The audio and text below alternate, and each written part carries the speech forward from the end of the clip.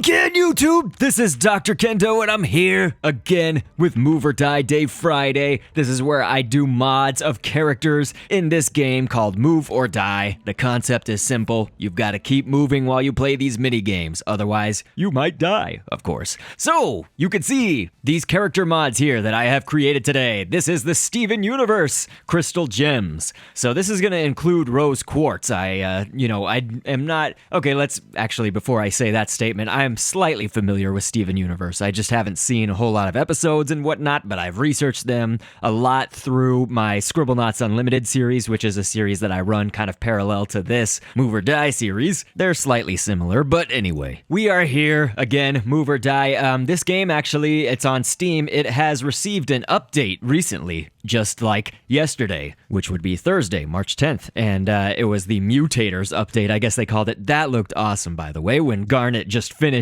with her big gauntlets and stuff, she was actually holding the squeegee kind of upright right there. And this is an interesting jump shot level. This is created by somebody else. So in this series, as I mentioned, I'll create the modded characters. But there are times where I will play levels or game modes that were created by somebody else. So those are mods that, of course, whenever that happens, I mention it in the commentary, but I also leave a link crediting that person in the description, and so that will be the case again here with that jump shot level. We'll try to get it one more time, so I will pick it. But yes, I actually said Thursday, kind of in the future, because I'm actually recording this section on Wednesday. I will record again with Amethyst in there on Thursday, and so this will all just be in one episode, so this may not make a whole lot of sense to you guys. Right now, though, I have Rose Quartz in place of where Amethyst is going to go, and so yeah, here's the other jump shot level. This is insane. I mean, it's just a whole bunch of just trampolines and stuff like that, the bouncy pads, and so the person that modded that definitely had some fun ideas in mind here.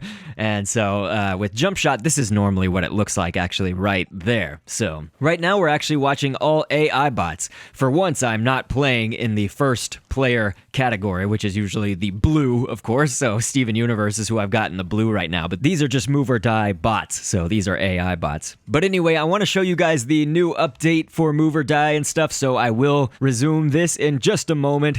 I'm recording this in 2 separate days. Pretty crazy, huh? The magic of technology. So let's switch it up. All right, we've got Pearl, Steven, Amethyst, and Garnet here because today, this is Thursday now. I want to show you some new game modes that were added and stuff. This is all with the Mutators update. Mutators itself, it's funny because Rocket League did a Mutators type update as well, but Mutate, it's like you change the game a bit. And so in Move or Die, Mutators are actually something that you can pick right here. You're going to see, I think it always puts me, I'm not sure. I've only played like 3 or 4 games on the Mutators, but it always seems to be me that the little spinny thing lands on. And so I'll choose Double Jump as today's Mutator, but we're also playing Shifty Ground, which is a new game mode and level series that was added to Move or Die right here, and it's pretty fun, so you can kind of tell already what's happening, but basically you want to move yourself. I'm playing finally. I'm not just letting the AI play this. This is, still early in the times. I'm not crazy familiar with it all yet, but the game mode basically is just that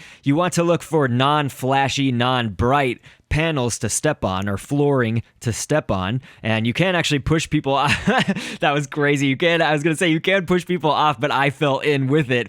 Fortunately, I got the win. It was like a split second where I pushed off Amethyst, I believe that was, and I'm playing as Pearl. I pushed her into the red X's or whatever and got myself killed at the very end, but again, I won the first matchup with that because she died before I did. That's how it works. And so this is the other spike ball, basically, is the other game, and so in essence this is what it seems like. As you can see on screen right now, you're just supposed to dodge this incredibly crazy spiky ball, and it doesn't seem too hard yet, but it actually is now picking up speed, so hopefully that doesn't prove to be a bad thing. It's coming at me. Oh god, damn it. So Garnet took that one over me. Too bad. But anyway, so I hope you guys enjoy this. I have no idea how many of you have gone and bought the game Move or Die after I've been doing these these episodes. I would love to actually know that information because I'm very disappointed in the developers. One thing they did was they added some announcers. I turned them off, but you can turn on some announcers, and I think they got some famous YouTube and Twitch personalities probably to do it because I see a whole bunch of names I don't recognize, and I'm not often familiar with some of the, the multitude of Twitch streamers and YouTubers out there. There are so many of them, and I honestly don't have enough time, so I'm not crazy familiar with any of the people that they asked to, I guess, be the announcers, but they got a lot of announcers is the point, but they didn't ask me,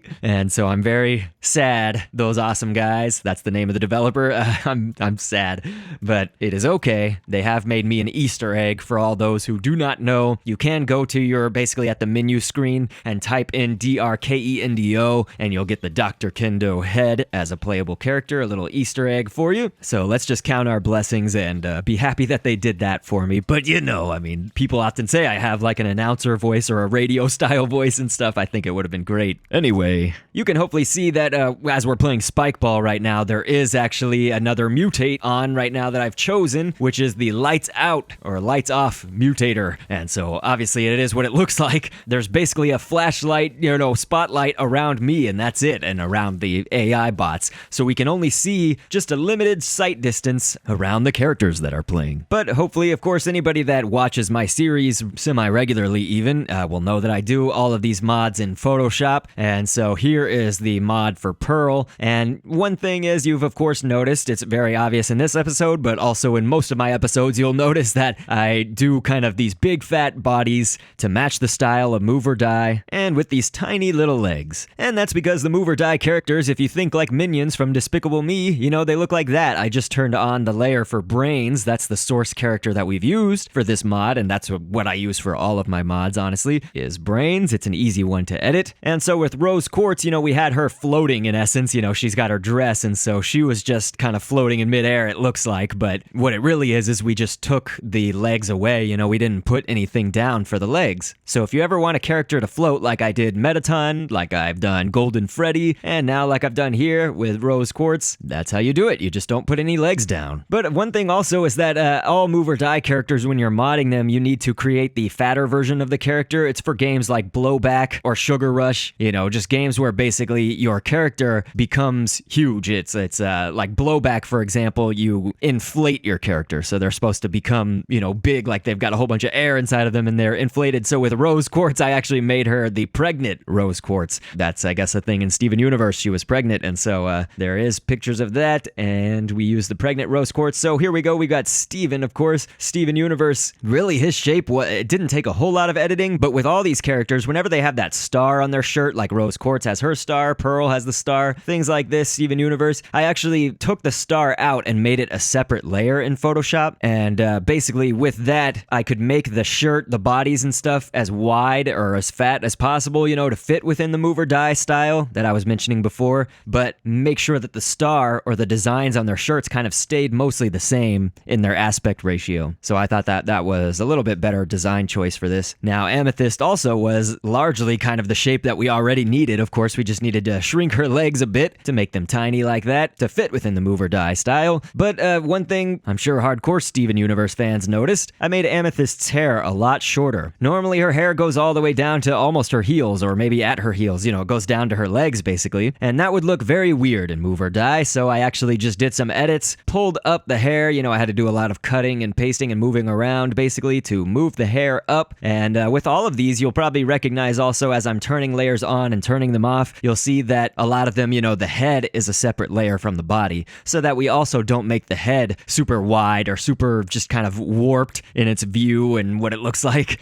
And so Garnet is no exception, of course, but Garnet, being that she's kind of, her body is like three main things, it's the top part, the middle part of the torso, and then her thighs and hips and the bottom part of her torso. So those kind of three things, I size them all differently as like all different kind of layers in essence. And then I just merged the layer into one. So that top and bottom, especially of her torso, I widened that out a lot, and the middle a little bit, so that it still looks like it's kind of a division sign of a torso basically. And Garnet, of course, has huge, tall legs, so it looks very hilarious, but I think in a good way. I think it looks very Move or Die-ish to shorten out her legs. So that was a big time, one that we had to to make the legs very tiny in the scale, but it's cool. And then hopefully you noticed on all of their logos, you can see it's kind of a certain art style where their faces aren't really in the logo itself. I found that on a cool DeviantArt page. I should probably link to that as well in the description or something, but I thought it gave a nice little flavor to our logos for our characters. So anyway, those awesome guys, the developer, if you still want to make me an announcer and an update, I am all for it. And I'm here. They've got my info. But to the rest of you, of course, go ahead and suggest which mod you want to see me create next in this series. And as always, I will catch you on the next vid. And thanks for viewing. Flames, I'm still alright. Got the hell skates, I dash inside. Running on by like there's nothing wrong. And if I could see you, I'd say come on, come on.